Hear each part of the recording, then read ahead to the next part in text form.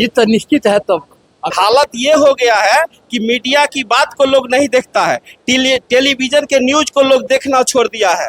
जो इस तरह के झूठ फरेब का न्यूज है उससे दिमाग लोग हटा दिया है, और जो सत्य चीज है उस पर जनता अटल है।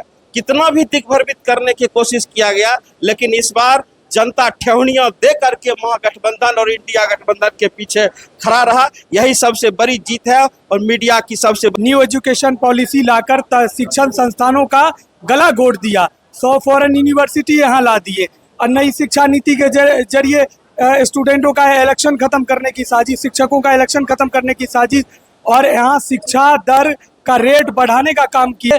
नैनो यूरिया जबरन किसानों को थोपा जा रहा है और किसान का स्थिति इतना खराब होते जा रहा है जिसका कोई आकलन करना नहीं चाहते। पार जो था जनता को दिग्भ्रमित करने के लिए नारा दिया गया था, ये मोदी मीडिया जिसको गोदी मीडिया कहते हैं उसका ये रिपोर्ट था।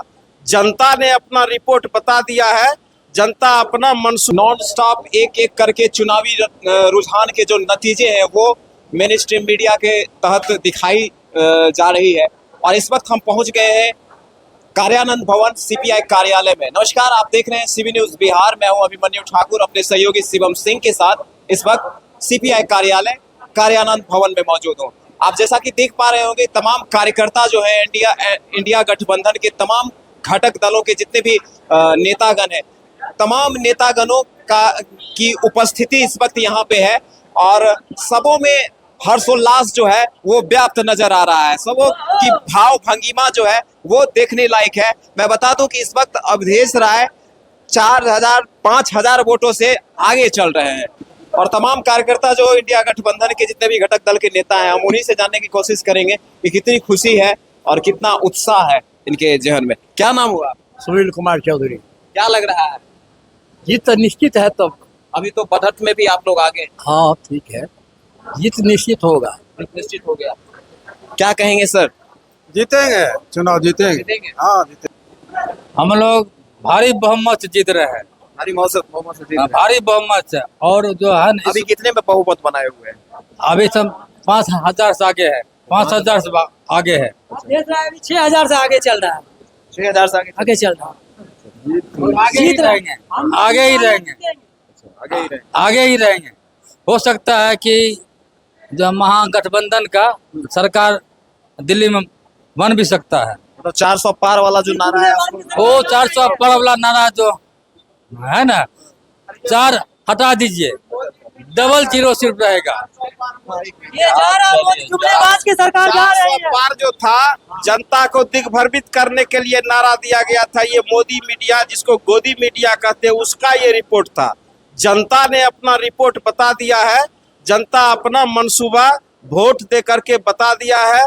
एनडीए को खात्मा कर रही है जनता। इसके जुमलेबाजी से परेशान है, महंगाई से लोग परेशान है, बेरोजगारी से युवा परेशान है और कमर तोड़ महंगाई से लोग को अस्त व्यस्त हो गया है। इसलिए लोगों ने इसके झूठ को नकार दिया है वोट के माध्यम से। उसके बाद भी आप देखें कि वोट हो जाने के बाद एग्जिट पोल के माध्यम से किस तरह से देश के लोगों को दिग्भ्रमित किया गया, किस तरह से दिग्भ्रमित किया गया। जनता मंसूबा बंद करके वोट दिया था, लेकिन जो एग्जिट पोल दिखाया गया जनता में भयंकर आक्रोश आ गया कि जनता ने जब वोट दिया इंडिया गठबंधन को तो ये इस एनडीए को 400 पार कैसे दिखाया जा रहा है, जिसका रिजल्ट आप देख रहे हैं। इस कहने का गर्ज ये है कि देश में जो मीडिया मैनेजमेंट है मोदी का, ये लोगों को सिर्फ दिग्भ्रमित करता है। टेलीविजन के माध्यम से, अखबार के माध्यम से, इलेक्ट्रॉनिक मीडिया के माध्यम से, प्रिंट मीडिया के माध्यम से मोदी का बड़प्पन दिखा करके, झूठ फरेब दिखा करके लोगों के मानसिक रूप से गुलाम बनाने की साजिश है। लेकिन भला हो इस देश की जनता का जो उब गया इसके भाषण से, कभी भगवान के नाम पर, कभी हिंदू मुसलमान के नाम पर इस तरह से नफरत फैला करके लोगों के वोट हासिल करके दिल्ली के गद्दी पर बैठ करके अपने पूंजीपति मित्रों के हाथ में देश को गिरवी रख दिया है। इसलिए लोगों ने इस बार मन बना लिया है और मन बना करके इस दिल्ली के निकम्मी सरकार को उखाड़ करके फेंक देगा। क्या लगता है कि मीडिया की जो ये गतिविधि आप आज देखने को मिल रही है भारत में, मीडिया की ऐसी गतिविधि को कैसे ठीक किया जा सकता है? मीडिया की गतिविधि को ठीक किया जा सकता है। मीडिया को स्वतंत्र बनना होगा, उसको चाटुकारिता से ऊपर आना होगा। जो मीडिया है उसको निष्पक्ष दिखाना होगा, लेकिन कुछ लोभ लालच में मीडिया के बंधु उसके न्यूज को, सत्य चीज को नहीं दिखा पाते हैं। क्या लगता है कि चाटुकारिता जो है वो अब धीरे धीरे कम हो रही है?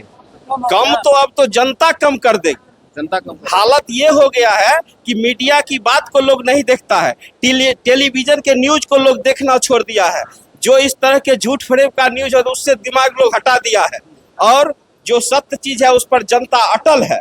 कितना भी दिग्भ्रमित करने की कोशिश किया गया, लेकिन इस बार जनता ठेहुनियां दे करके महागठबंधन और इंडिया गठबंधन के पीछे खड़ा रहा। यही सबसे बड़ी जीत है और मीडिया की सबसे बड़ी हार है। क्या नाम हुआ? जितेंद्र जीतू बखरी से। जितेंद्र जी जीतू जी थे। और मेन स्ट्रीम मीडिया की क्या नीति है, वो नीति आम आदमी से लेके हर जनप्रतिनिधि, हर एक कार्यकर्ता भी जान रहा है।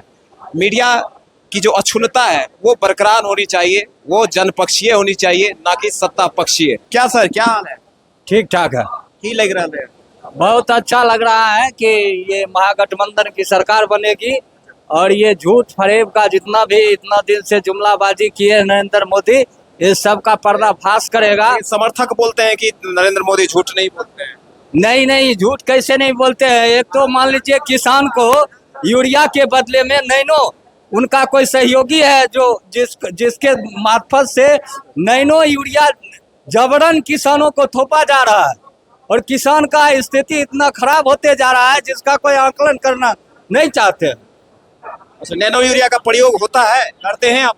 सब लोग बेकार जबरदस्ती दुकान पर इफको बाजार में दे दिया जाता है, और किसान सब ले करके उसको अनबारी पर रख देते हैं, और वहां पर कहा जाता है कि आपको लेना ही पड़ेगा, नैनो यूरिया लेना ही पड़ेगा, अगर नहीं लीजिएगा तो आपको खाद नहीं दिया जाएगा।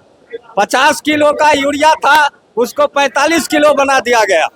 आप युवा हैं, युवा होने के नाते क्या कहेंगे, भारतीय राजनीति किस ओर जा रही है और वर्तमान में क्या लग रहा है, बदलाव वगैरह होने वाला है या नहीं? नरेंद्र मोदी 2 दिन पहले कन्याकुमारी गए थे।